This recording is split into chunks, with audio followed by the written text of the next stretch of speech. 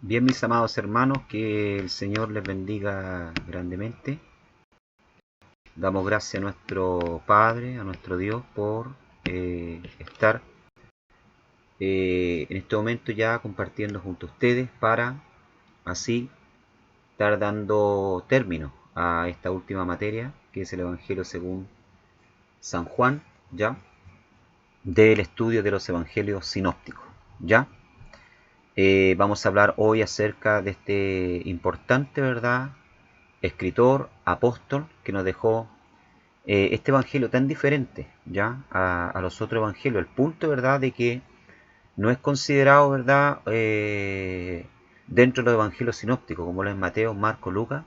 El evangelio de Juan, ¿verdad?, es un evangelio único, es un evangelio, ¿verdad?, totalmente, ¿verdad?, diferente. Ya si usted ha tenido la oportunidad, ¿verdad?, de leerlo, de estudiarlo, se da cuenta inmediatamente que hay una gran diferencia entre este evangelio y los evangelios sinópticos que estudiamos anteriormente, por el hecho, ¿verdad?, de que el evangelista Juan, ¿verdad?, ya comienza a hablar acerca de la persona de Cristo, de la persona de Jesús, a partir, ¿verdad?, ya de el inicio de su ministerio, de los 30 años, ya cuando es bautizado por Juan el Bautista.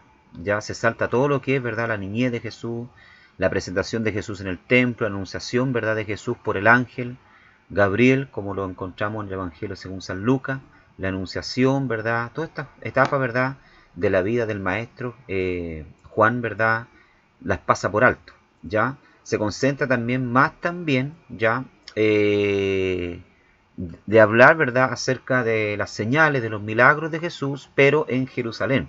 No tanto así, ¿verdad?, en la región de Galilea, como lo hace, ¿verdad?, el evangelista Marcos. Entonces es un evangelio, ¿verdad?, muy diferente. ¿Ya? Juan era uno de los 12 discípulos de Jesús, a quien se le conocía como el discípulo, ¿verdad?, amado. ¿Ya? Él escribe, ¿verdad?, a los gentiles, a los no judíos. Presenta a Jesús como Dios. ¿Ya? Podemos decir que es un evangelio, ¿verdad?, es un libro, ¿ya?, universal, escrito, ¿verdad?, y pensado principalmente para judíos posiblemente que vivían en la dispensación, ya que vivían, ¿verdad?, en la dispersión, ya que no vivían dentro de Jerusalén y que no hacían parte, ¿verdad?, en sí del judaísmo, ya, sino que vivían y hablaban, ¿verdad?, la lengua griega, ya. En cada uno de los evangelios nosotros vemos que están representados por una figura. Ya el evangelio de Mateo está representado, ¿verdad?, por la figura del león, porque Mateo presenta a Jesús, ¿verdad?, como el rey de reyes, como el rey que había de venir. Ya el evangelio según San Marcos, ya vemos ahí entonces la figura del buey, ya que es un animal de carga, es un animal, ¿verdad?, para servir. Ya Jesucristo también es presentado ya para los romanos como aquel que vino a servir y no a ser servido. El evangelio de Lucas, ya Lucas, el griego, escribe para los griegos y presenta a Jesús como el hombre perfecto. ¿Ya? Entonces Jesús es el hombre, ¿verdad?, el Dios que se hizo hombre, ya perfecto, y habitó en medio de nosotros, ¿ya? Y Juan, ¿verdad?, está representado por la figura del águila, ya, porque como dije anteriormente, el evangelio de Juan, ¿verdad?, es un evangelio más espiritual, ya, es un evangelio, ¿verdad?, donde Juan de una forma simple, ¿verdad?, lo escribe, pero los temas son muy profundos, como por ejemplo cuando hablamos del verbo, del logos, ya en Juan capítulo 1, que se hizo carne, que habitó en medio de nosotros, ya. Si bien es cierto el lenguaje de Juan, ¿verdad?, es un lenguaje muy simple, muy sencillo, que no habla de luz, no habla de tinieblas, no habla de pan, ya, no habla de mundo, ya, a la vez también es un mensaje muy espiritual, muy profundo, no hace andar en la altura como lo hace el águila, ya. Por eso está representado el evangelio según San Juan por la figura del águila.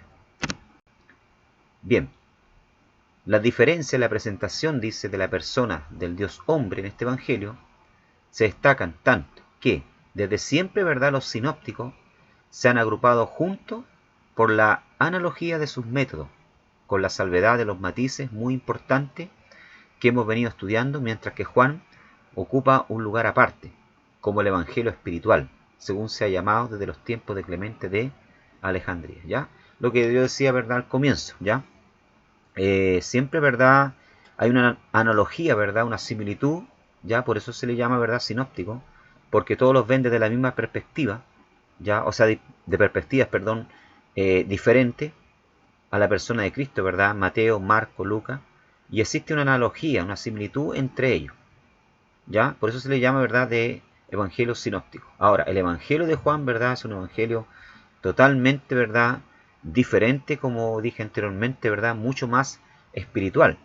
De hecho, ¿verdad?, a los nuevos convertidos, cuando recién conocen al Señor, se les recomienda estudiar ¿qué?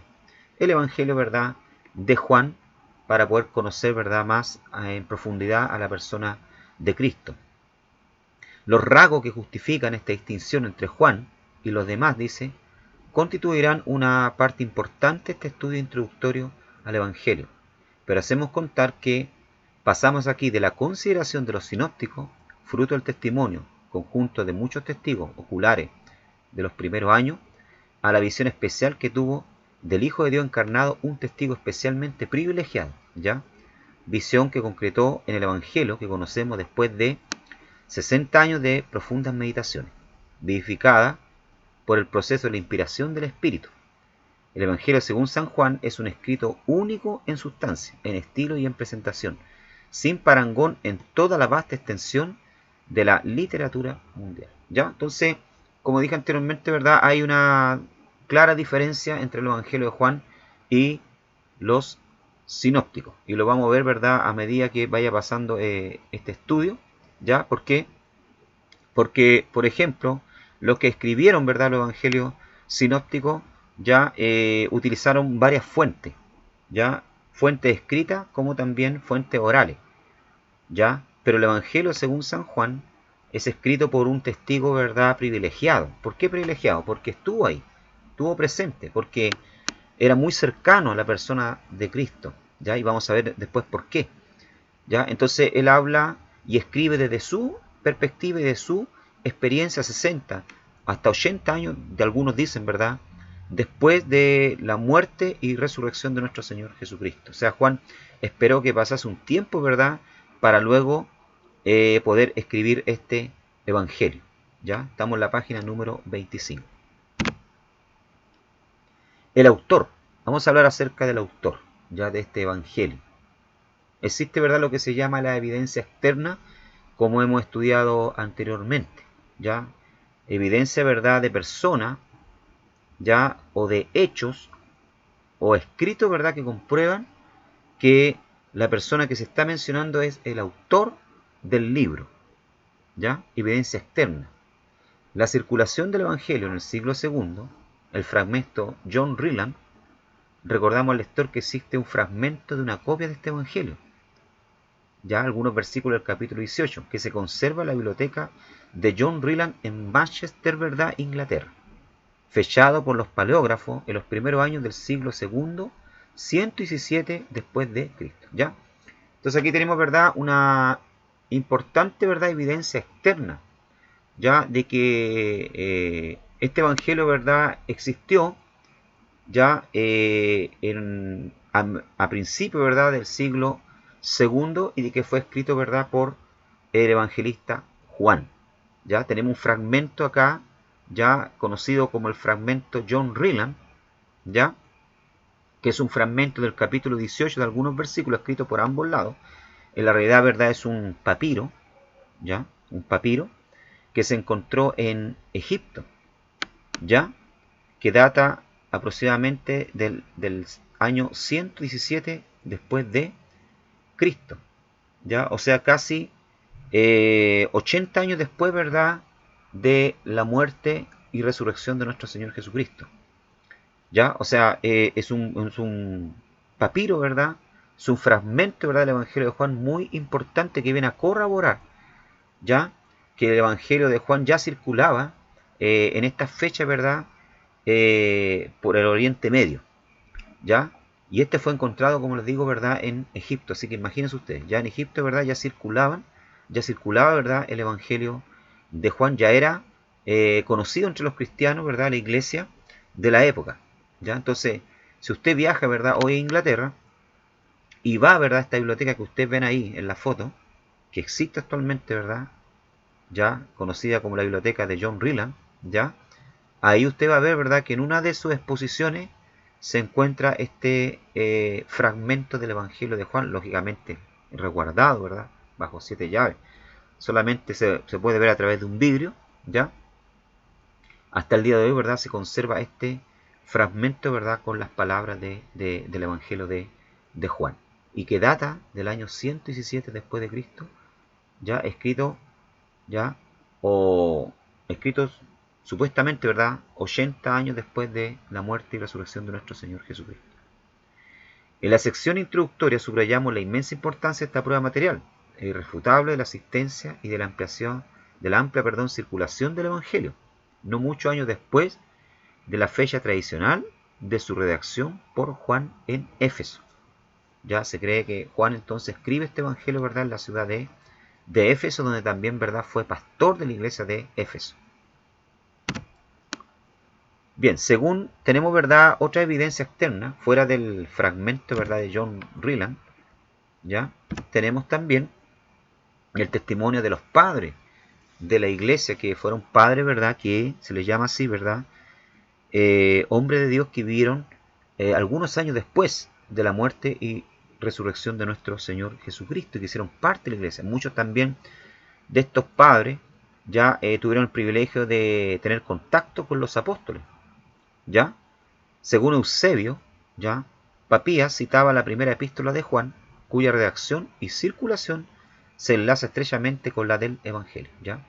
Entonces, según el testimonio de Eusebio de Cesarea, ¿verdad?, Papías, que era otro padre de la iglesia, ya posiblemente en sus predicaciones, en sus escritos, citaba, ¿verdad?, la epístola de Juan, ¿ya? Sabemos que aparte del Evangelio de Juan, ¿verdad?, Juan también redactó primera, segunda y tercera de Juan, que son sus epístolas, ¿ya? Y el Apocalipsis también. Y Eusebio, ¿verdad?, dice entonces y declara que Papías citaba en sus escritos, ¿verdad?, en sus predicaciones, las epístolas de Juan, reconociendo entonces que Juan era el autor de esta epístola y del Evangelio. Ignacio también escribió epístolas que datan de los años 114 al 116, ya después de Cristo, y que demuestran claramente su íntimo conocimiento del Evangelio de Juan, ya que emplea frases como el pan de Dios, el agua viva, y hace referencia a Cristo como el verbo y la puerta. También menciona el mundo y el príncipe de este mundo, en sentido puramente juanino, ¿ya? O sea, aquí, entonces, este padre de la iglesia llamado Ignacio hace mención también, ¿verdad?, de símbolos, ¿verdad?, mencionados por Juan en el Evangelio, ¿ya? Como por ejemplo la puerta, el verbo, ¿ya?, el mundo, ¿ya?, el pan de Dios, etc. Policarpo, ¿verdad?, contemporáneo y discípulo en su juventud del apóstol Juan, murió mártir a una edad avanzada en el 155 después de Cristo. Él cita, ¿verdad?, textualmente 1 Juan 3.8 y 4.3. Y ya hemos visto que la evidencia para la epístola sirve también para el Evangelio. Ya Policarpo, ¿verdad?, él fue ya discípulo del apóstol Juan. Ya, por lo tanto, su palabra, ¿verdad?, viene más que a verificar, ¿verdad?, lo que estamos diciendo de que Juan entonces fue el escritor, ¿verdad?, de este Evangelio. ¿Ya? Hemos visto entonces la evidencia externa, ya, de personas o objetos que vienen, ¿verdad?, a probar la veracidad de lo que estamos diciendo, de que fue Juan realmente quien escribió, ¿verdad?, este Evangelio. Esto es importante, hermano, porque a veces nosotros decimos, ¿verdad?, fue Juan quien escribió el Evangelio, pero tenemos pruebas externas, y estas cosas, ¿verdad?, es importante saberlas, ¿ya?, para nosotros así poder hacer una defensa después, ¿verdad?, de lo que estamos enseñando, porque puede ser que el día de mañana, ¿verdad?, estemos predicando o estemos enseñando, ¿verdad?, y alguien nos pregunte, ¿pero hay alguna evidencia externa? ¿Ya? ¿Alguna evidencia que fue Juan realmente quien escribió? Y ahí nosotros vamos a poder citar entonces estos fragmentos, ¿verdad?, del Evangelio de Juan encontrado en Egipto, las palabras, ¿verdad?, de los padres de la iglesia, etc. Ahora tenemos lo que es la evidencia interna. Nos toca ahora examinar el contenido del Evangelio, ya el libro en tal, ¿verdad?, el libro propio, para sacar las conclusiones posibles sobre el autor y pensar si los datos concuerdan con la constante tradición de la Iglesia y de los escritores del siglo II. Primero tenemos la referencia al discípulo a quien amaba Jesús. Ya dentro del propio libro, ¿verdad?, tenemos referencia, donde Jesús, ¿verdad?, y el propio escritor ya hace referencia a él mismo como el discípulo amado. Como sinóptico, este evangelio es anónimo, dice. ¿Ya? ¿Qué quiere decir eso? Lo que enseñé anteriormente. No hay un escrito que diga dentro del evangelio de Juan, yo Juan escribí este evangelio. No existe eso. ¿Ya? Lo que nosotros tenemos es el testimonio externo, ¿verdad? De personas, ¿ya? Y de escritos que dicen que Juan fue el escritor de este evangelio, ¿ya?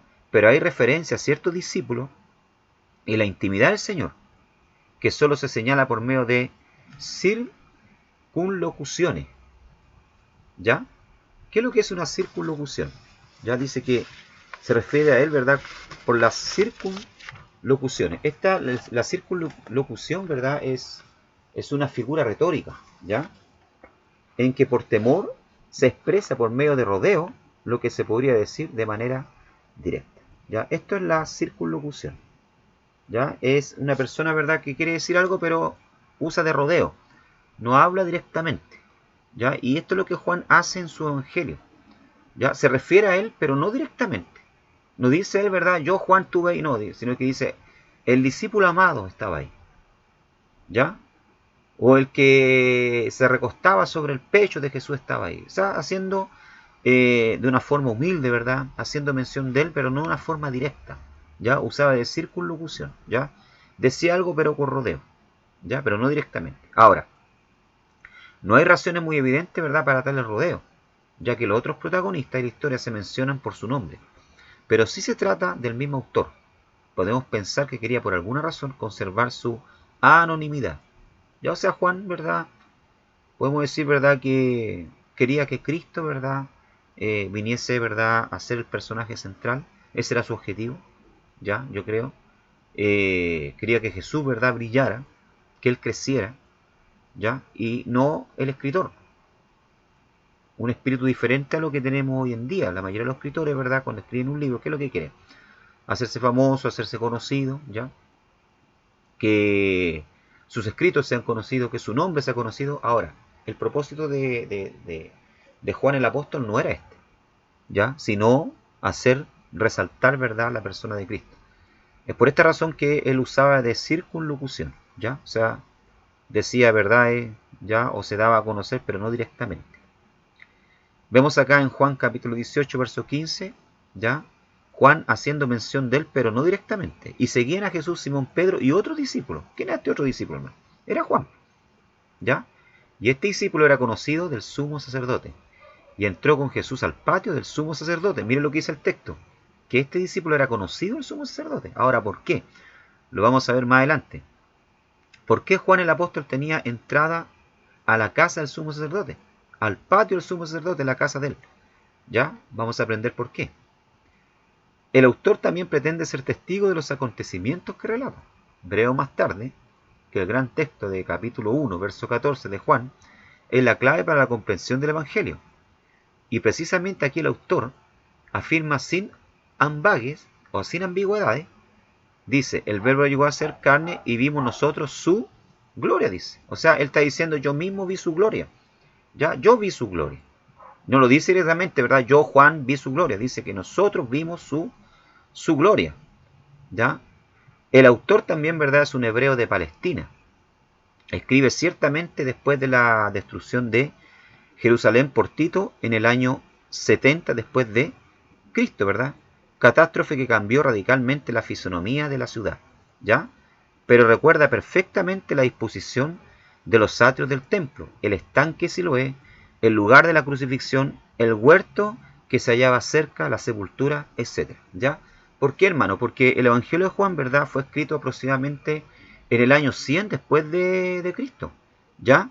Pero él tenía, ¿verdad?, un amplio conocimiento, ¿verdad?, tanto topográfico como geográfico, ¿verdad?, de los lugares que él menciona, como por ejemplo el estanque Siloé, donde estaba ubicado el templo, ¿ya? Por lo tanto, ¿verdad?, era una persona que constantemente, ¿verdad?, estaba viajando hacia Jerusalén, ¿verdad? De hecho, los judíos viajan todos los años, ¿verdad?, para la fiesta, ¿verdad?, de Yom Kippur, la fiesta de Pesaj, ¿verdad?, la Pascua, ¿ya?, etcétera. ¿Se da cuenta? Entonces, quien escribe, ¿verdad?, es un hebreo, ya es un judío, ya que tiene conocimiento entonces de Palestina, ¿ya? Y como les digo, tiene conocimiento porque vino a escribir este evangelio después del año 100, una vez que ya el templo había desaparecido, había sido destruido por Tito, ¿verdad? Y los ejércitos romanos, ¿ya? Y también la ciudad, ¿ya? Estamos en la página número 27, ¿ya? Bien, notas biográficas sobre el apóstol Juan, ¿ya? Algunas notas biográficas sobre el apóstol Juan. Vamos aquí a hablar un poco acerca del personaje. Como en el caso de todos los evangelistas, hemos de recopilar datos fragmentarios, dice, esparcidos por sus escritos y por el Nuevo Testamento en general, si hemos de formarnos una idea de su personalidad y del transcurso de su vida, ¿ya? O sea, si queremos tener, ¿verdad?, eh, una perspectiva más amplia acerca del Evangelio de Juan, ¿verdad?, tenemos que conocer al personaje, quién fue que escribió, ¿verdad?, este Evangelio.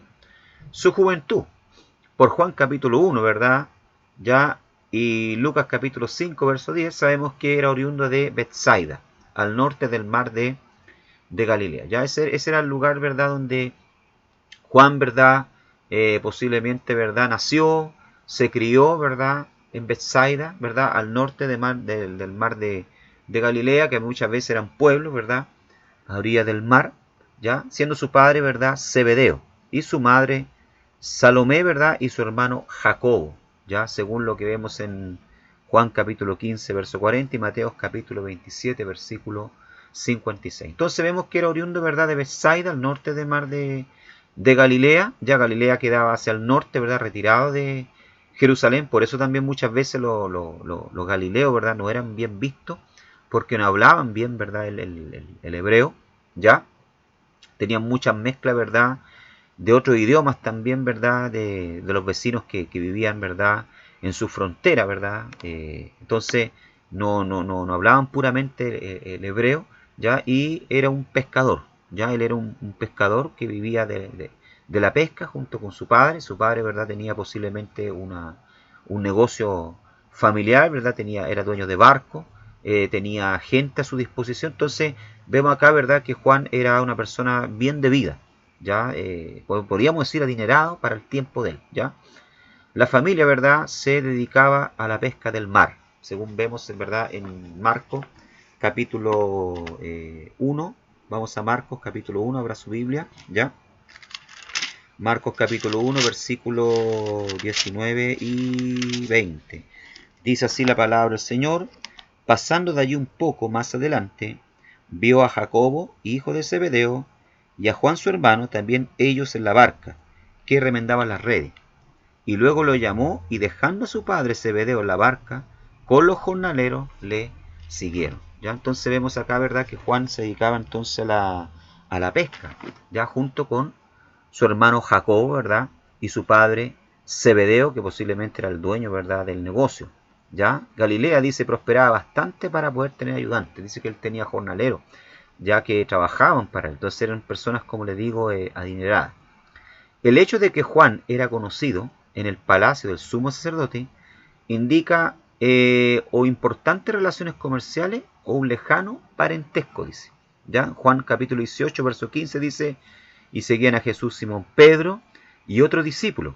Y este discípulo era conocido el sumo sacerdote, y entró con Jesús al patio del sumo sacerdote. Ahora, ¿por qué Juan, verdad, tenía libre entrada al patio, a la casa del sumo sacerdote? La noche que Jesús, verdad, fue arrestado, en el capítulo 18, verdad, de Juan, que acabamos de leer acá, el versículo ya 15, dice la palabra del Señor que Juan entró a la casa, verdad, al patio del sumo sacerdote. Ahora, ¿por qué tenía esta libre entrada? ¿Por qué era conocido? Porque posiblemente, verdad, Juan, verdad, era el que le traía el pescado fresco desde Galilea, ¿verdad?, al sumo sacerdote, y también, ¿verdad?, vendía ahí, ¿verdad?, y ofrecía sus productos, ¿verdad?, a otros sacerdotes que trabajaban, ¿verdad?, dentro del templo. Por eso que era conocido, ¿verdad?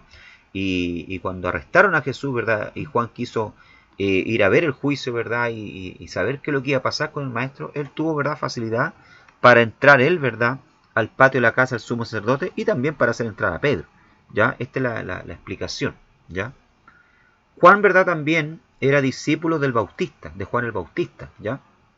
Damos por cierto que Juan era uno de los dos que siguieron a Jesús después de la proclamación del Bautista.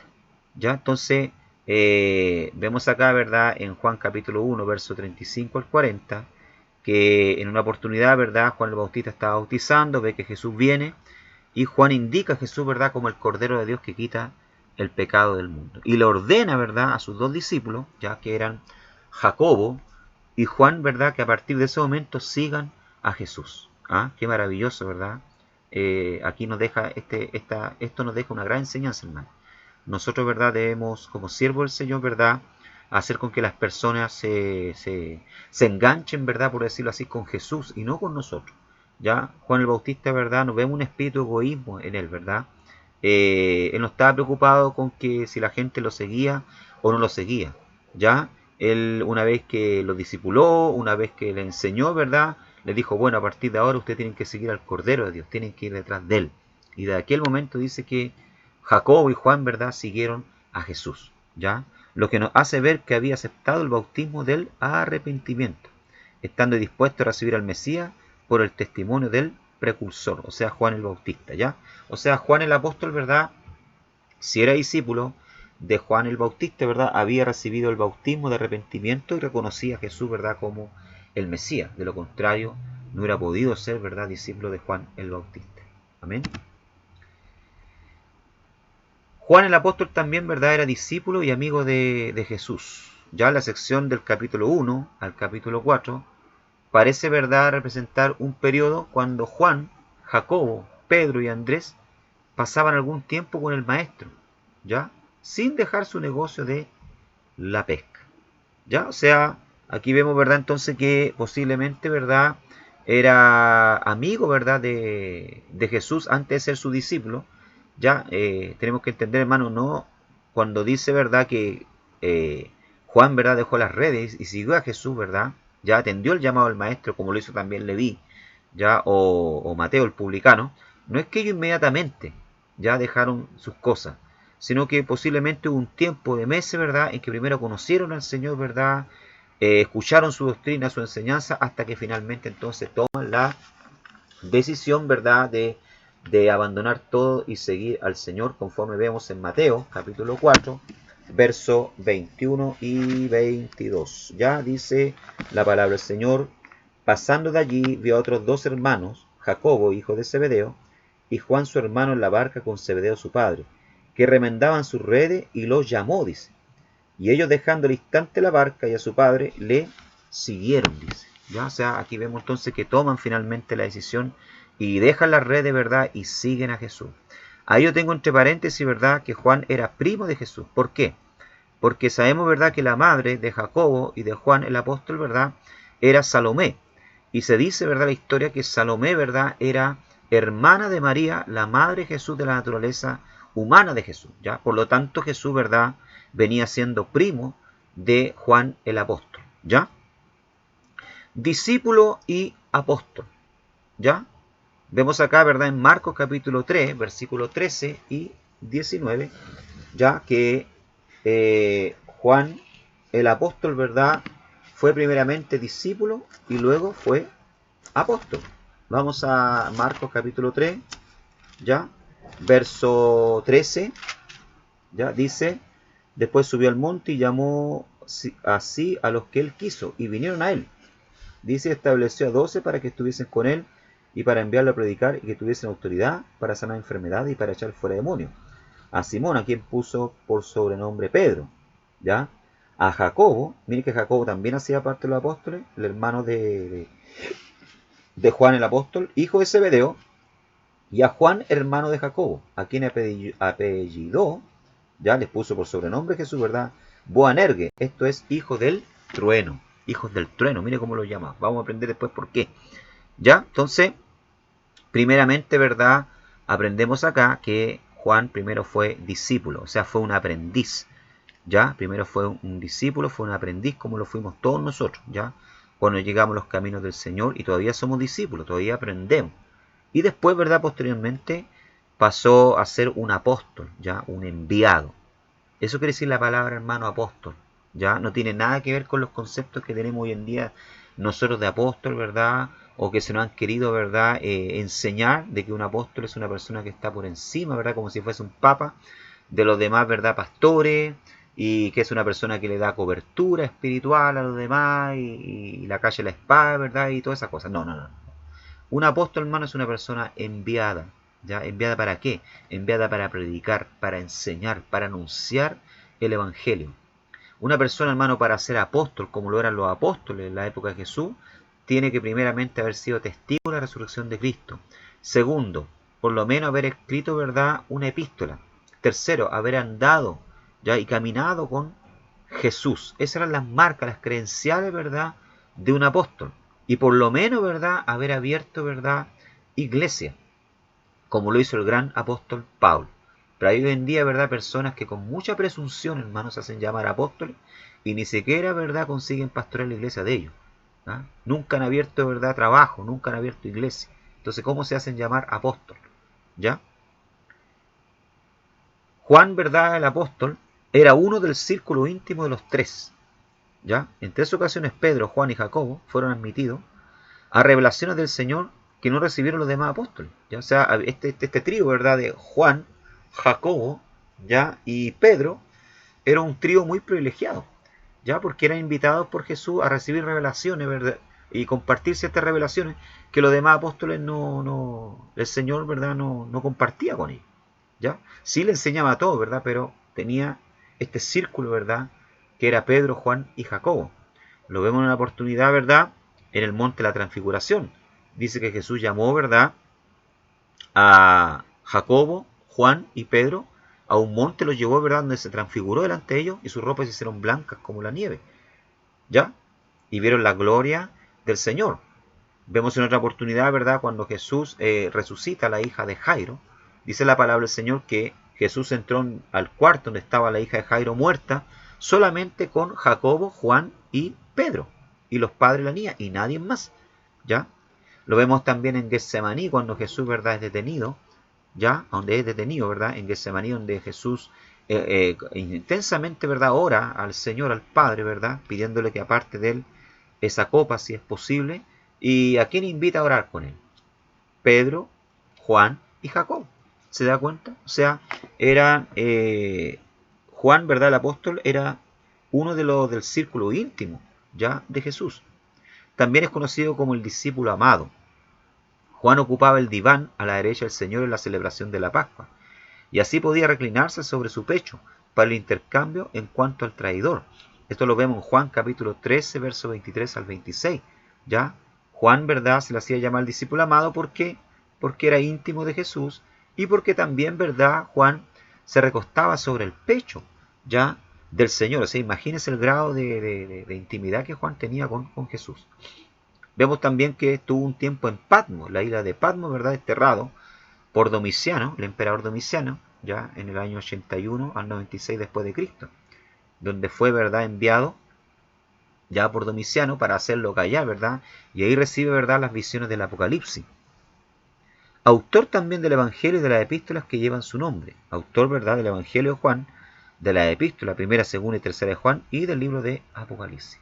Ya hemos visto que remata su testimonio singular en la ciudad de Éfeso, en la provincia de Asia, ya por el año 95 al 100 después de Cristo. Según Jerónimo, murió en el año 98 después de Cristo, de anciano. Fue el único que murió de anciano, los demás todos murieron mártires. Estamos en la página número 29. ¿Ya? El carácter del apóstol Juan. Juan y Jacobo, hijos de Zebedeo, son apellidados, ¿verdad?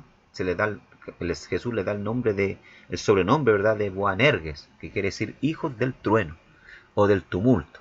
Es de suponer, pues, que por su naturaleza tenían un temperamento fuerte, dado a explosiones de ira frente a los males que presenciara. Y este aspecto de su carácter se ilustra por los incidentes de Lucas capítulo 9, verso 41 al 50 y 54 al 56, ¿ya? Donde nos dice, ¿verdad?, que en una oportunidad ya Jesús se dirigía a Jerusalén, ¿verdad?, y pasó por un lugar donde habían, ¿verdad?, samaritanos. Y los samaritanos, dice la palabra del Señor, que no los recibieron porque su aspecto era como que iban para Jerusalén. Juan se molestó delante de esto, ¿verdad?, y le dice al Señor: Señor, ¿querés que oremos, ¿verdad?, para que entonces, ¿verdad?, caiga fuego del cielo y los consuma a todos? Jesús, ¿verdad? Imagínense ustedes, ¿verdad? Tiene que haber quedado impresionado, ¿verdad? Por el arrebato de ira, ¿verdad? Del apóstol Juan, ¿ya? Y le dice, ¿acaso vosotros no sabéis de qué espíritu soy? El Hijo del Hombre no ha venido a perder las almas, sino a salvarlas, ¿ya? El Señor lo reprende, ¿verdad? A Juan, ¿verdad? Por este arranque de ira. Por esta razón, ¿verdad? Jesús hacía llamar a Jacobo, ¿verdad? Y a Juan, ¿ya? Boanerges, o hijos del trueno. Es como hoy en día, ¿verdad? Que nosotros le llamamos a alguien, ¿verdad? Que es explosivo así, ¿verdad? Mecha corta, ¿verdad? O pasto seco, ya aprende con facilidad, ¿ya?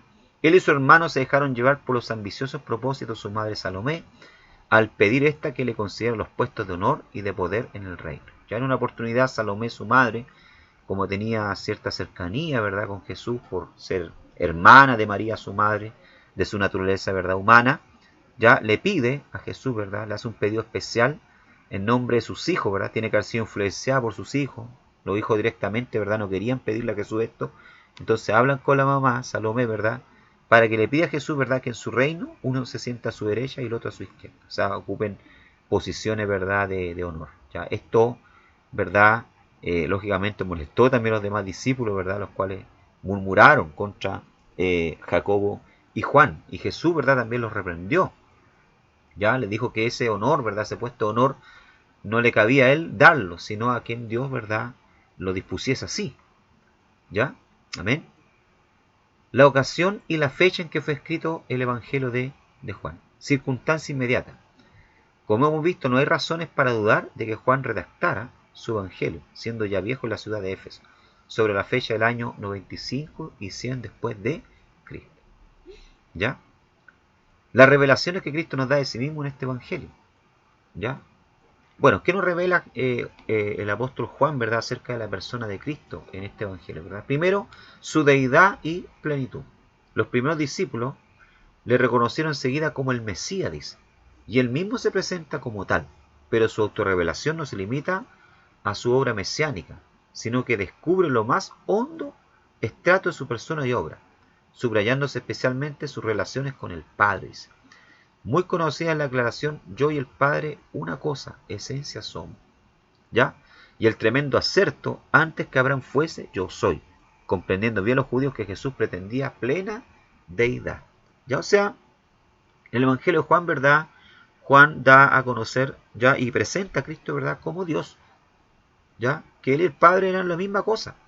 Por eso Jesús decía, yo y el Padre, una esencia somos. ¿Quién me ha visto a mí, verdad? En una oportunidad, ¿verdad? Uno de los discípulos le dice, Señor, muéstranos al Padre y nos basta. ¿Y qué es lo que Jesús le responde? ¿Hace cuánto tiempo que estoy con vosotros y no me habéis visto? ¿Ah? ¿Quién me ha visto a mí? Ha visto al Padre. Yo y el Padre, una cosa, una esencia, somos. O sea, Jesús es Dios. ¿Ya? Y esto es lo que los testigos de Jehová, ¿verdad, hermano? No entienden. ¿Ya? Y también, ¿verdad? Jesús declara en una oportunidad, ¿verdad?, que Él era antes que Abraham. Antes que Abraham fuese, yo soy. Por eso es que los judíos, ¿verdad?, querían apedrearlo, porque Él se hacía llamar Dios. ¿Ya? Jesús se hacía llamar Dios. Imagínense, cuando Él dice, yo soy, está usando el mismo título, ¿verdad?, que usó Dios en el Antiguo Testamento, ¿ya? Cuando se presentó, ¿verdad?, a Moisés y le dijo, yo soy el que soy. Pronto. Ya vemos aquí entonces en el Evangelio de Juan su deidad y plenitud. Estamos en la página número 34. Vemos también en el Evangelio de Juan, ¿verdad?, la subordinación del Hijo al Padre. Con frecuencia hallamos frases como esta. No puede el Hijo hacer nada de por sí, sino lo que ve hacer al Padre. Ya no puedo hacer nada por mí mismo, según oigo así juzgo, y mi juicio es justo, porque no busco mi propia voluntad, sino la voluntad del que me envió. Al mismo tiempo el Hijo declara, el Padre ama al Hijo, y le muestra todas las cosas que él mismo hace. El Padre ama al Hijo, y todas las cosas las dio en su mano. ¿Ya? O sea, el Hijo, ¿verdad?, se subordina al Padre, y no hace nada, ¿ya?, sin estar bajo, ¿verdad?, la perfecta voluntad. Jesús está alineado con la voluntad del Padre. Se somete. Bendito sea el nombre del Señor. Pero esto no lo hace inferior. ¿Ah? Esto no lo hace inferior a Dios. ¿Ya? La finalidad del Evangelio. ¿Cuál es el propósito por el cual, ¿verdad?, Juan escribe este Evangelio? Primero, la finalidad general. La vemos, ¿verdad?, ya en Juan capítulo 20, versos 30 y 31. Juan había hecho una cuidadosa selección entre tantas señales. Y añade ahora, estas empero se han escrito para que creáis que Jesús es el Cristo, el Hijo de Dios, y para que creyendo tengáis vida en su nombre, dice Juan. ¿Ya? O sea, aquí vemos claramente entonces el propósito por el cual fue escrito el Evangelio de Juan. ¿Ya? Él lo escribió, ¿verdad?, para que las personas que leyesen este libro, ya, como dije anteriormente, este no es una epístola, es un libro.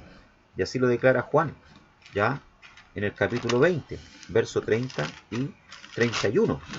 ¿Ya? Esto es un libro, hermano, no es una carta. El Evangelio de Juan es un libro. ¿Ya?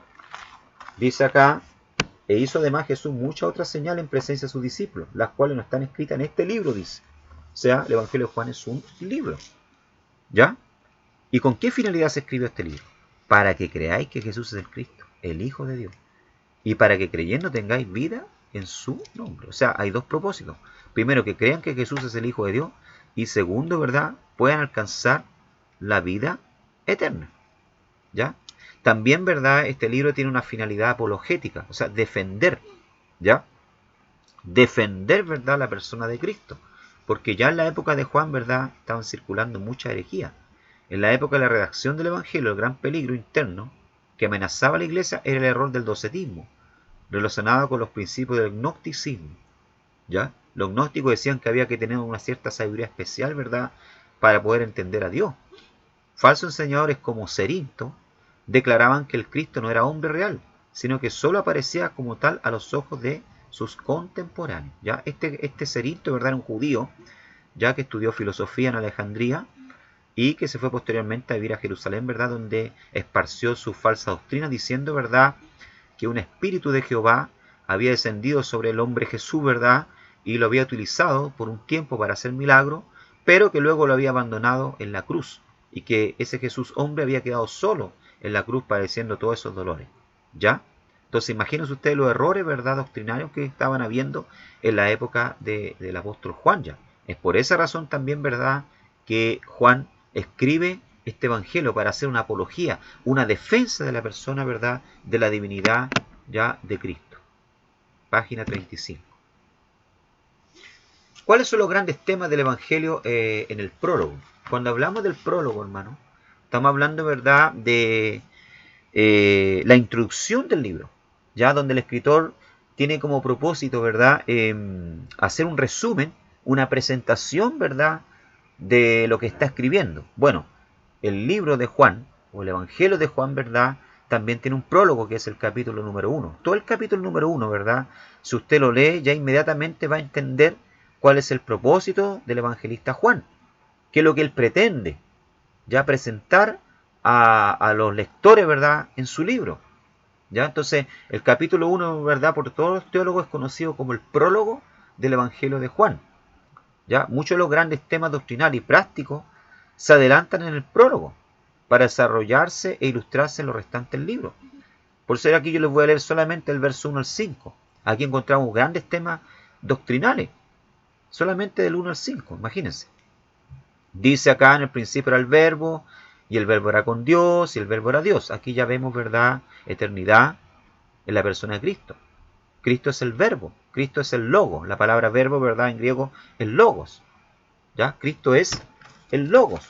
Bendito sea el nombre del Señor. Entonces aquí, ¿qué es lo que vemos? Preexistencia. Cristo ya existía antes que todas las cosas fuesen creadas. ¿Ya? Todas las cosas fuesen creadas. Él ya existía. Y Él era y es Dios. Este era en el principio con Dios, dice. Todas las cosas por Él fueron hechas. Y sin Él nada de lo que ha sido hecho fue hecho.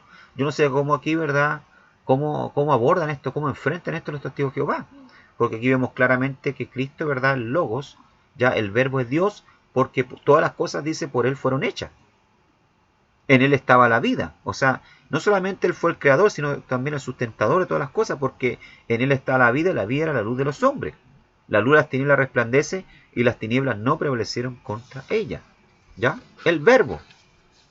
¿Qué es lo que era el verbo para los griegos? ¿Ya? ¿Qué es lo que era el verbo para los griegos? Vemos acá que Juan, ¿verdad?, domina no solamente, ¿verdad?, el idioma natal de él, ¿verdad?, que el hebreo. un arameo que se hablaba en la época, ¿verdad? Sino también el griego, ¿ya? Porque utiliza, ¿verdad?, un término, ¿verdad?, griego de la época, que es el logos. Ya la palabra logos, que quiere decir, ¿verdad?, verbo. Y para los griegos, el logos era el principio vital, la razón divina, que informaba el universo imponiendo, ¿verdad?, el debido orden en un cosmos, que de otra forma, ¿verdad?, sería un mero caos. O sea, para los griegos, ¿verdad?, el logos era el principio vital de vida, de la razón divina, y era quien, ¿verdad?, colocaba ya orden en el universo, ¿ya? Literalmente su traducción es palabra, y es de notar que los hebreos habían llegado casi a personificar la palabra de Dios como si fuese el agente de Dios en creación y juicio. O sea, Juan, ¿verdad?, utiliza este término griego y lo coloca, ¿verdad?, lo adapta para Jesús. Dice en el principio Jesús era el verbo, era el logos, era la palabra, ¿verdad?, la palabra actuante, porque eso quiere decir la palabra verbo, palabra, ¿ya? Era la palabra actuante. Ustedes saben que existe la palabra pensante y la palabra actuante.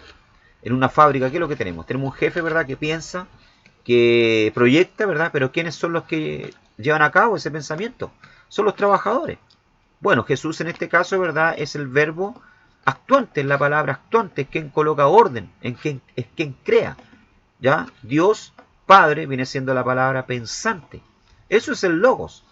¿Ya? De hecho, la palabra logos, ¿ya?, viene de una raíz, ¿verdad?, griega, de la palabra, ¿verdad?, legos.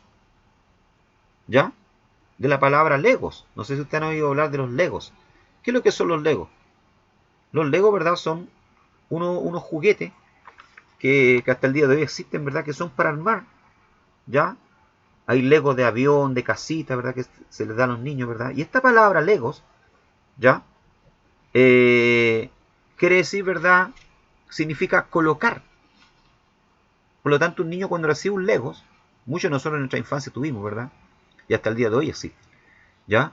Uno iba armando, iba colocando las piezas. Bueno, Jesús es eso, para que usted lo entienda más claramente. Jesús es el lego de Dios, es el logo, es quien fue colocando, ¿verdad?, armando. Por eso dice acá el texto, ¿verdad?, todas las cosas por Él fueron hechas. Él fue armando el universo, Él fue armando el mundo, ¿ya? Él es el logo de Dios. Por eso dice Juan, en el principio Él era el verbo, el logo. Esto aquí es muy profundo, hermano. Por eso le digo que el Evangelio de Juan, para algunos, ¿verdad?, ya, de los escritores, teólogos, a simple vista parece que es muy simple, porque él usa figuras, ¿verdad?, y simbolismos simples. Habla de luz, habla de tiniebla, habla de mundo, pero a la vez también es muy profundo. Se han escrito libros y libros acerca del logos, de Dios, del verbo, ¿ya? Vemos también, ¿verdad?, que el verbo en el Antiguo Testamento era la palabra de Dios. En Salmo 33:6, por la palabra de Jehová, verbo, logos, fueron hechos ¿qué? Los cielos, y todo el ejército de ellos por el aliento de su boca. O sea, los judíos, ¿verdad?, cuando se le hablaba del logos, se le hablaba del verbo, ellos entendían inmediatamente que el verbo es la palabra, es Dios mismo, creando todas las cosas. ¿Ya? Entonces, este es uno de los grandes temas, ¿verdad?, del Evangelio en el prólogo, en el capítulo 1. Otros grandes temas, ¿verdad?, que se tratan dentro del libro, para ir ya terminando, la plenitud. Dice el texto, porque en su plenitud hemos recibido todo, y gracia sobre gracia. La palabra plenitud, ya que encontramos en el versículo 16, capítulo 1, es pleroma. Era un término empleado a menudo por los gnósticos contemporáneos. Para Juan como para Pablo llegó a ser toda la abundancia del ser de Dios en cuanto puede ponerse a la disposición de los hombres. Dice que en Cristo nosotros estamos completos. Tenemos toda la plenitud, todo lo que necesitamos, ¿ya? Porque Él nos provee de todo, tanto espiritualmente como materialmente, porque en Él se encuentra todo, ¿o no? ¿Se encuentra o no se encuentra todo en Dios? Amén. Todo lo que necesitamos, ¿verdad?, para esta vida y para el más allá se encuentra en Cristo. Él también es la vida, según Juan. En Él estaba la vida, dice. ¿Ya? Es aquí la necesidad fundamental del hombre. Nosotros necesitamos vida. Y no solo en este mundo, sino que también queremos vida eterna. En Él está la vida. Quien encuentra a Cristo encuentra la vida. Él también es la luz. Vemos un conflicto constante durante y a través del Evangelio de Juan entre las tinieblas y la luz. ¿Ya? La vida, dice, era la luz de los hombres. La luz verdadera era la que, entrando en el mundo, alumbra a todo hombre. La luz es una necesidad para la vida y figurativamente para toda orientación moral e intelectual del hombre. Bueno, Juan habla mucho de la luz y presenta a Cristo como la luz de los hombres. La gloria, y vimos su gloria, dice. He aquí otro concepto clave del Evangelio, la gloria. Viene a ser la exteriorización, ¿verdad?, de los atributos de Dios, que se hacen visibles a los hombres. ¿Ya? Hebreos capítulo 1, versículo 3 dice que Cristo es la gloria del Dios invisible. ¿Ya? Por eso Jesús decía, ¿verdad?, quien ve al Hijo ve al Padre. En él, ¿verdad?, se vio, ¿verdad?, toda la gloria de Dios, los atributos de Dios. ¿Ya? También el Evangelio de Juan nos habla acerca de los hijos de Dios, los versículos 2 y 13 del prólogo. Describe una nueva familia de hijos de Dios, engendrados de la sustancia de Dios, su vida, por el principio de ¿qué? De la fe. ¿Ya? Contrastando, ¿verdad?, con aquellos, ¿verdad?, que hacían parte del pueblo de Dios, pero que sin embargo, ¿verdad?, cuando Él vino, le rechazaron. ¿Qué dice el versículo 12? A los suyos vino, y los suyos no le recibieron. Mas a todos cuantos le recibieron, les dio la potestad de ser llamados hijos de Dios. Estos no son engendrados por carne ni sangre, ¿ya?, sino por la fe. Aquí nos habla de una nueva familia. También, ¿verdad?, el prólogo nos habla acerca del Cordero de Dios. El prólogo hace mención del ministerio del Bautista en 2 etapas, subrayando su testimonio a la preeminencia de Cristo y como rasgo muy especial su declaración de que era el Cordero de Dios que quita el pecado del mundo. Juan el Bautista, ¿verdad?, presenta a Cristo como el Cordero de Dios, como el verdadero Cordero Pascual que encontramos en el libro de Éxodo, cuando ya Israel sale de Egipto, como el verdadero Cordero, ¿verdad?, que los libra de la muerte y les da, ¿verdad?, libertad. Le da la libertad a la esclavitud. Él es el verdadero Cordero de Dios. Y por último, ¿verdad?, el Espíritu Santo, ¿para qué hablar? Ya en el Evangelio de Juan, ¿verdad?, Cristo, ¿verdad?, promete irse al Padre, volver al Padre, pero enviar el Consolador, al Espíritu de verdad. El Espíritu de verdad que nos va a guiar a toda verdad. Juan había de ver al Espíritu Santo descender y permanecer sobre el Hijo de Dios, en el prólogo, sabiendo al mismo tiempo que éste bautizaría en el Espíritu Santo, que es la consumación de su obra redentora desde la tierra. O sea, la señal para Juan el Bautista de quién era el verdadero, ¿verdad?, Mesías, el verdadero Cordero de Dios, a quien él le estaba preparando, ¿verdad?, el camino, era que el Espíritu Santo iba a descender en forma corporal como de paloma sobre él, y que este mismo, ¿verdad?, bautizaría con Espíritu Santo y fuego. Amén. Bien, amados hermanos, llegamos así entonces al final de este Evangelio, del Evangelio según San Juan. Espero que haya sido de gran bendición para su vida, como lo fue también para mí. Hemos aprendido bastante sobre este Evangelio maravilloso. Y ahora queda solamente repasar los videos, el material, para entonces prepararse para la prueba. Que el Señor les bendiga grandemente. Será hasta la próxima, entonces, materia. Que el Señor les bendiga grandemente a cada uno de ustedes.